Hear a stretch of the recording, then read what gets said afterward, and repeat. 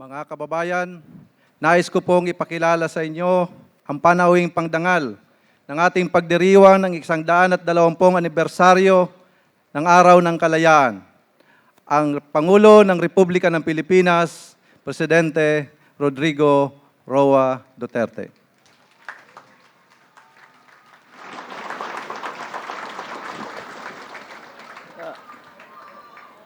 Patawad na po. I would have wanted to make it earlier with you.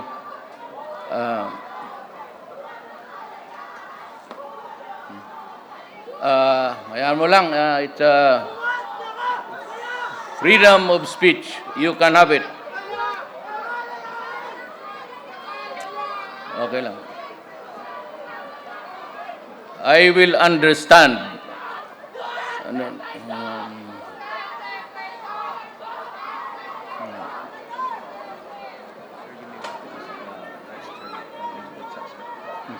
Di bale? Hindi, manonood ako kasi hindi naman lahat eh.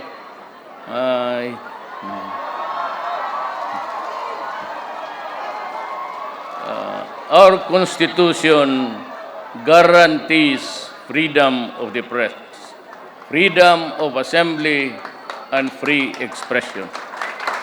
So I would just advise the law enforcement to just deal with them peacefully and the maximum tolerance. Hindi man ho natin,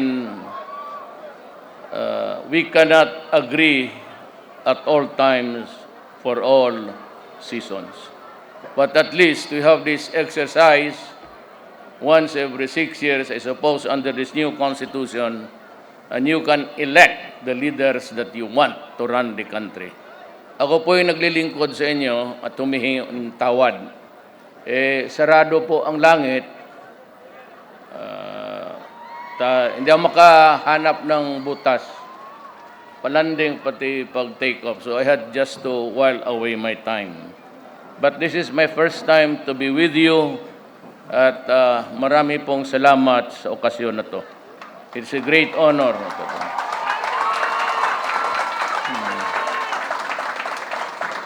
We may not understand each other, but at least there is a common denominator, and that is love of country. Nobody but nobody can ever question sa pagmamahal ko sa bayan. Lalayo ako doon sa Mindanao, naparating pa ako dito. Why do you think? Ambition? It's love of country and the love of the Caviteño. Kaya nandito ako. Mahal ko kayong lahat. Pati na yung mga nagprotesta, mahal ko rin sila. So, ayaw ninyong maniwala, basta yun ang totoo. I consider it a great honor and privilege to join you today as we commemorate the 120th anniversary of our nation's independence. Today, we remember our past filled with optimism for future, that we can proudly bequeath to the next generation of Filipinos.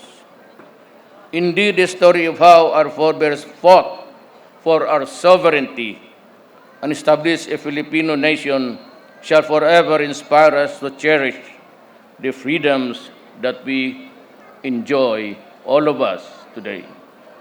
Sadly, more than a century since our heroes liberated us from foreign subjugation, our nation still has to face enemies that attack from within. This time, we face the modern challenges of poverty, corruption, environmental degradation, terrorism, criminality, and illegal drugs. Narinig ninyo yung last ko? Illegal drugs. Kasi kung wala lang tao sa likod, na.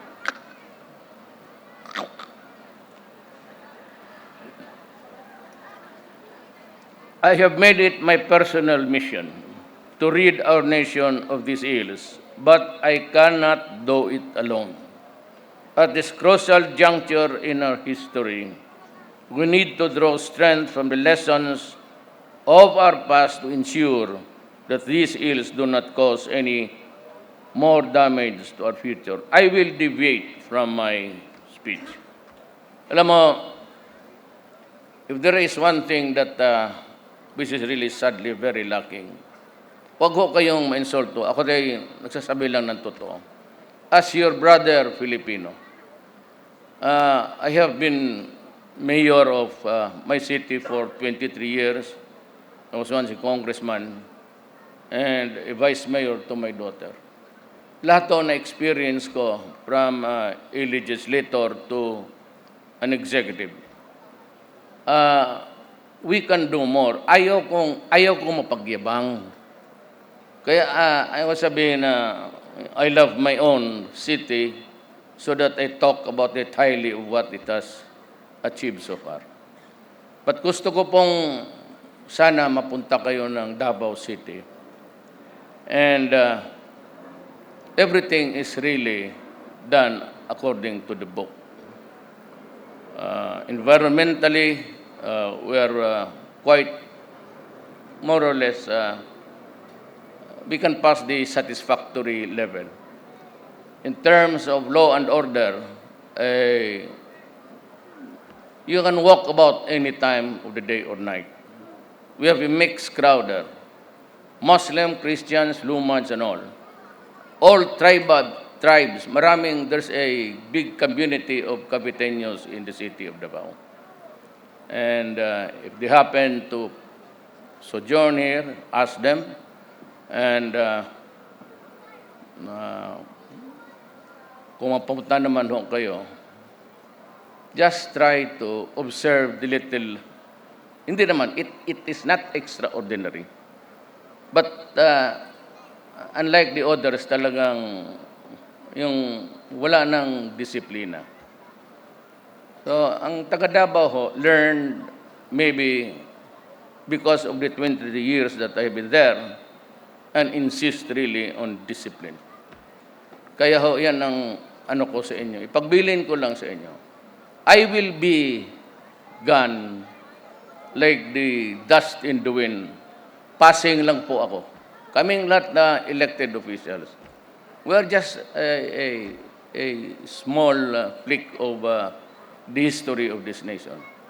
But unless, sabihin ko sa inyo, unless kung wala tayong konting disiplina at people continue to ignore it, the laws and the rules by which we live by, medyo mahirapan tayo. Now, if you ask me, to what level of standard shall we enjoy in the next 30 years? Tingin ko po, hirap. Hirap tayo. Because of population, we can hardly cope up with it's a delicate matter. It is not, it's always a dynamics between your religion and my religion and everybody else's too. But there has to be a change somewhere. I don't know kung kailan yan. But we have this sobrang tao and the resources. And Mindanao, which is really the bread basket, I suppose if done in a manner or in an environment that is kaya tayong pakainin. But because of the insurgency, you have the Moro insurgency. Territorial po yan. It's not a religious. It never has been an issue. It is not now. Pero ang problema is the advent of the ISIS.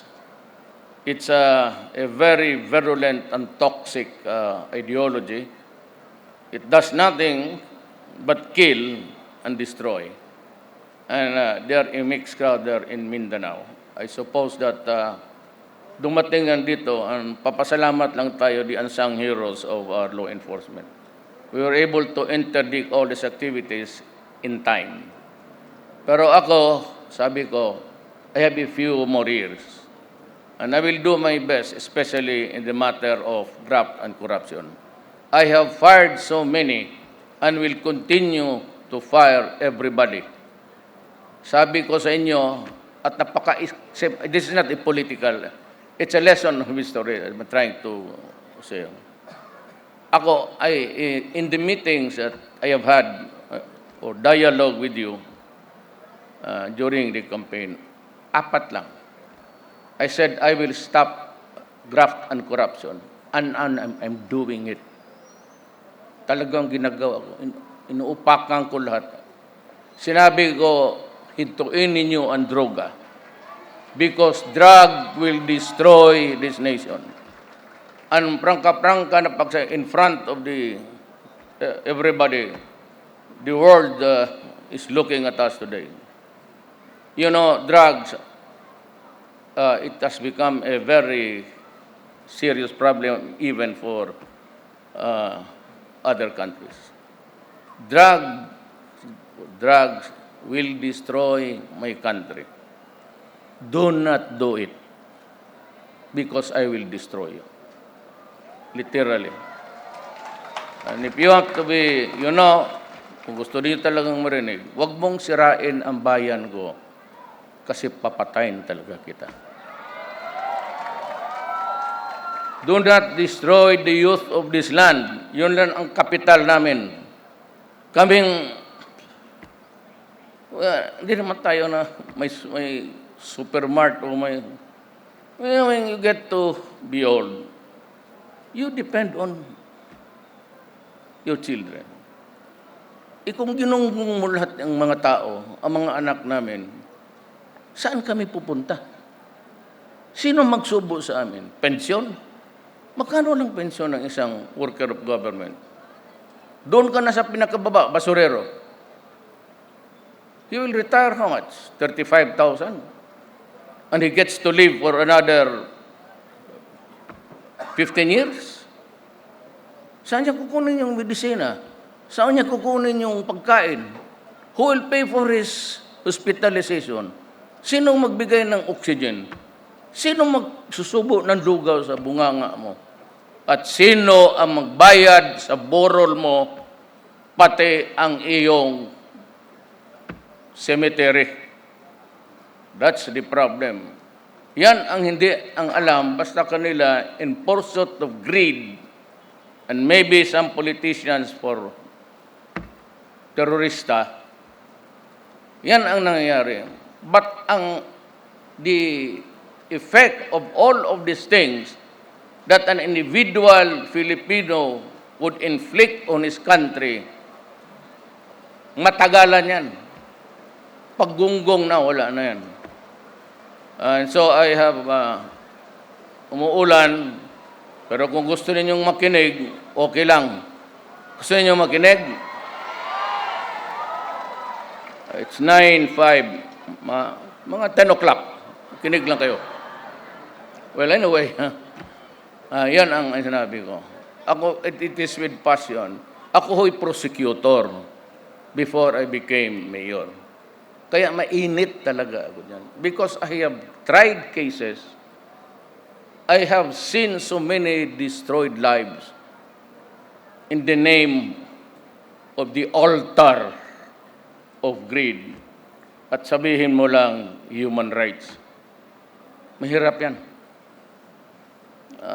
I-impeach mo na ako, o patayin mo na ako, okay lang. Basta hindi ako papayag ng gano'n. I will not accept that kind of turo ka lang, ito ang pinatay ko. Yan lang, numbers. And that is the nation's, what ails this nation? Numbers. Ba't pa pinatay ko? Ang likod niyan, ito, ilang pamilya ang nawasak. Meron kang isang addict sa, I'm talking about this because it is also independence. We cannot move. Pag may pamilya kang may isa, may tama, your family becomes dysfunctional. Sigurado yan. Then contaminate another, and then you have a society of gunggong. So, to whom do we pass?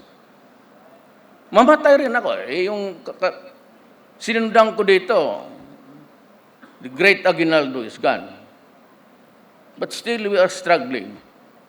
Ang masama dito, ang kalaban mo, Filipino. Hindi naman sana kung away tayo ng prinsipyo, okay lang.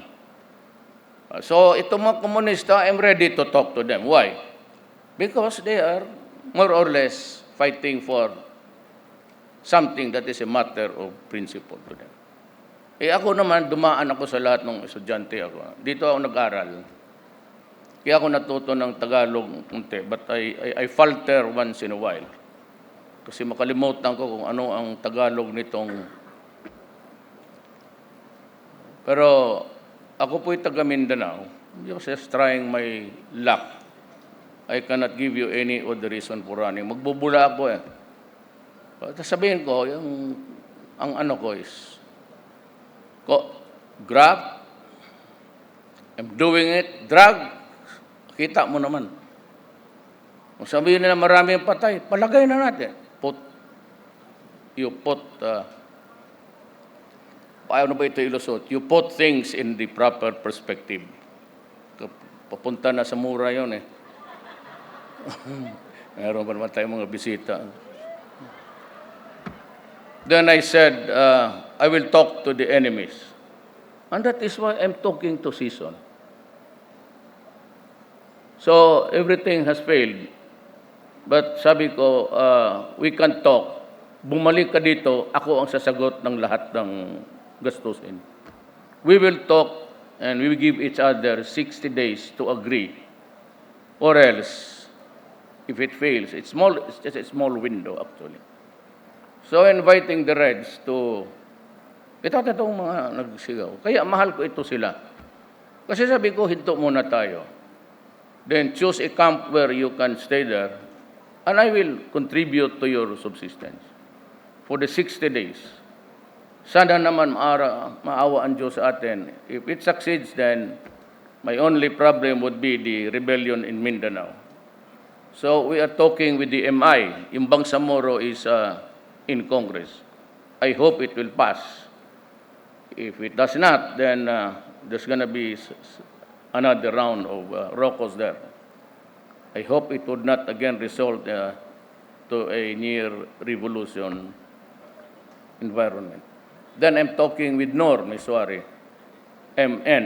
Sabi niya, hintay lang ako kung ano ang mabuting pag-usapan natin. So I'm talking. So sabi ko, I will talk peace with the enemies of the state. Verily, they are. Vis-a-vis with the legitimate elected government, they are enemies of the state. Then I said, I will allow the managers to run this country unbridled, unfettered by any. Kaya ho ako, ni isang transaction sa gobyerno, ni isang MRT, ni isang release lang, does not reach my table. My table is clean. Yung transaction, it begins and ends with the cabinet member. That's why I choose the best. They are not known, but they have the reputation for honesty and everything. The one who's building this Tugade, o yung mga taga San Beda, classmate man namin yan, he's good. He's a billionaire. At that time, we were students, bilyonaryo na yan. He's a hard-working man. He was our valedictorian. So you can see, I'm ready. I've gathered the best of everybody. And he's doing well. So wag yung maniwala niya mga intriga-intriga. Puro mayayaman na. Ilan lang kami. Well, I'm sorry, but my last paragraph nandito. Ang problema, ang acknowledgements, hindi ko nasabi. Natakpan kasi, binuksan ko. So, I apologize to the members of the Diplomatic Corps, Her Excellency Putanya and esteemed members of the Diplomatic Corps, Education Secretary Leonor Briones, and the members of the Cabinet present, yung iba natakot sa ulan. Representative Francis Gerald Abaya, and the honorable members of the House of Representatives, Kawit Mayor Angelo Emilio Aguinaldo, and other local government officials present. Mabuti ka pa, Sir Mayor. Meron kang pangalan na nakakabit. Kaya ako, next year, palitan ko pangalan ko. Lapu-Lapu. Alam mo, bakit nung na-mayor ako? Kasi nung tinignan ko nung presidente ako, walang hero ang Visayas pati Mindanao. Sabi ko ito si Badoy sa Culture sa Commission, bakit wala kami hero? Ibig sabihin, kayo lang dito sa Luzon ang matapang? Bakit kami? May kaisa-isa kaming Pilipino tumindig laban sa ating mga kolonista. Sino yon? Pinatay pa niya. Lapu-Lapu. He was the first hero. Ba't wala nga tayong gathering? So when I was campaigning, mataas pa ang estatwa ni Magellan kay Lapu-Lapu. Sabi ko, mukhang water under the bridge. But I said, I will build a monument of Lapu-Lapu higher than this yung Espanyol. Si Magellan. Buti pa si Magellan Street, Magellan, ano mong ginawa? Kayong mga Tagalog. Kayo na dito sa gobyerno eh. Wala naman kami pakialam. Lahat ng empleyado gobyerno, kayong mga taga-gobyerno sa Mindanao, galing dito, puro Tagalog. That was the first, yung nakinig kami ng Tagalog. So yung mga trabahante ng Pilipino, pinadala ng central government. Central government is Manila. Anong ginawa ninyo sa aming hero? Aber, anong title binigay ninyo that befits a guy who killed the first colonial for invading our country? Sino? At anong ginawa ninyo? Ginawa ninyong isda. Lapu-Lapu. Piniritong Lapu-Lapu. Sinigang na Lapu-Lapu. Imbis na ibaw tayo ganon, you honor by eating. Kaya nung presidente ako, kasi walang medal na Lapu-Lapu yung mga sundalo, I added one. And that's the Order of Lapu-Lapu. At yun ang binigay ko sa lahat ng mga sundalo natin na doon sa Marawi. So there's a new one. And it is an award intended for the civilians and military. Kaya pagka may Kabitinyo dito na sikat at marunong at may ginawa sa bayan, hindi nagdroga, Order of Lapu-Lapu. Pero pag nagkamali ako sa iyo, tapos yung pala drug poser ka, pipirituhin kita. Alam mo kung saan itapon? Diyan. Manila Bay. Ang payat na ng isda dyan. Karaming ng isda, wala ng isda. Mas marami yung tao kaysa isda. Paano? Kaya, kung wala na tayong fertilizer, hindi man nila nakita.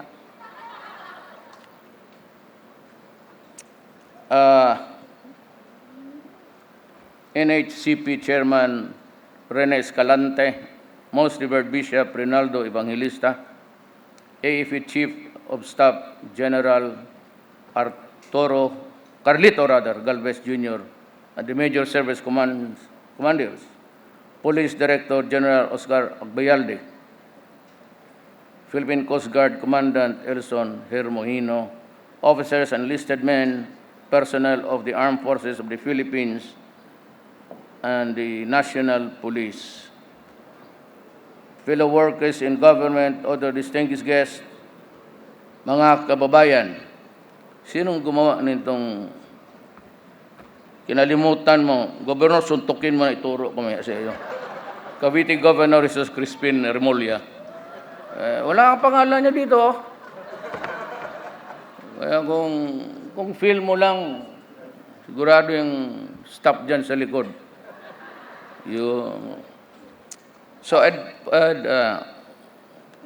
proceed with my prepared speech. Our generation and those who will come after us will never be able to pay in full the debt that we owe to the heroes that founded this nation. The least that we can do is to see to it that the sacrifices they made so that we may enjoy these freedoms were indeed worth it. Today, we honor and remember the patriots who have given their lives in the name of liberty and freedom. As heirs of this great sacrifice, let us all be worthy of their legacy by leaving behind a nation. Yan nga yung isa. Kung hindi tayo, if we do not prepare our country financially, politically, environmentally, tandaan yung sinabi ko. And I'm thankful that I've said it in a very important place, Kawit, Cavite, where our nation was founded. Remember, kung sana makaiwan tayo, yan ang ano ko. Try to visit Davao. At kung bakit, kung magawa ko, yan sabi ko, hindi naman ako nagyabang. Not extraordinarily or exceedingly peaceful or powerful. But ang growth rate namin hit 9.6, the highest so far. When I became mayor, the growth rate of Davao was 2. Ang gulo, pati puro patayan. Ngayon, maraming namamatay. Pero yung sinabi ko na sa iyo, huwag kang pumasok dyan. Huwag kang pumasok dyan, baka ang kapalit niyan ang buhay mo. Hindi ako nagbibiro. Hindi ako nagpapatawa. Nabi ko lang, it is my sworn duty. Alam mo, ang pinaka-iksi nito, mataas yan ay, Rodrigo Duterte, bla bla bla.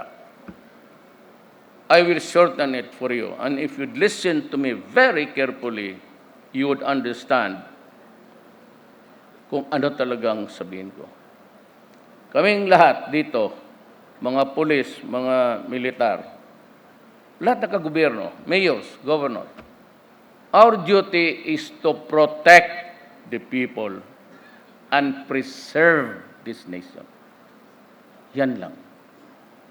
Kung makuha mo yung to preserve the nation and to protect the people, maintindihan na ninyo why am I so passionate about my advocacy. I just want the Filipino during my time comfortable. I'm not expecting any economic miracles. Impossible.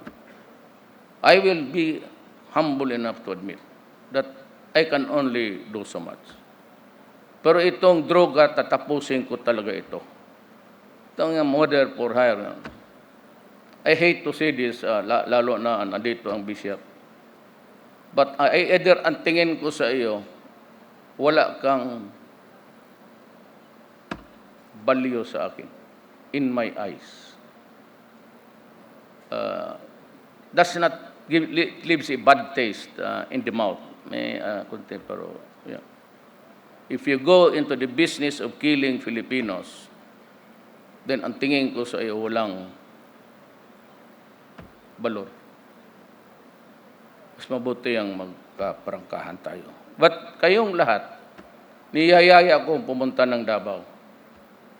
Kung punta kayo, alamin ninyo ako through the mayor or the local government representatives dito.